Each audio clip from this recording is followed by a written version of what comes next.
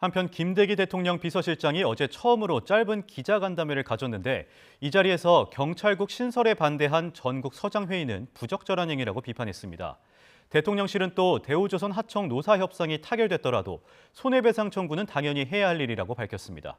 박소정 기자의 보도입니다. 일요일 오후 김대기 대통령 비서실장이 예고 없이 기자실을 찾아 즉석 간담회를 열었습니다.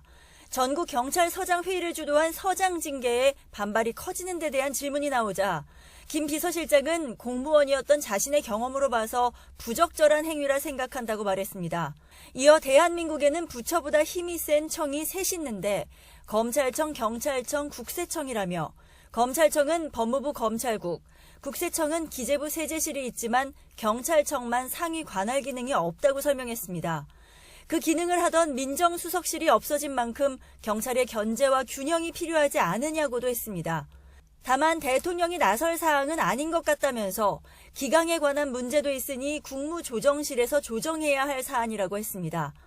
이른바 검수완박법에 반발했던 평검사 회의 때는 징계가 없었다는 주장에 대해 대통령실 관계자는 평검사들의 의견을 모아 회의한 것과 치안 책임자인 서장들이 한 것은 본질적으로 다르다며 지도부 해산 지시도 어긴 만큼 복무 규정 위반이라고 분명한 선을 그었습니다. 대통령실은 이와 함께 대우조선 하청 노사 협상 타결 이후에도 손해배상 소송 취하 여부를 놓고 갈등이 이어지는 부분에 대해 입장을 밝혔습니다.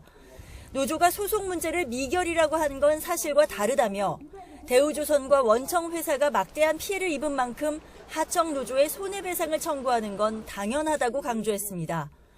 협상 타결에도 정부가 법과 원칙에 따른 엄정 대응을 내세운 것은 이런 원칙을 강조한 것이라고도 했습니다. 대통령 비서실장이 직접 나서 현안에 대한 입장을 밝힌 건 이번이 처음입니다. 최근 윤 대통령이 장관과 참모들에게 적극적으로 국정을 설명하라고 주문했기 때문인데 지지율 반등의 계기를 만들어야 한다는 절박감도 담긴 것으로 해석됩니다. YTN 박소정입니다.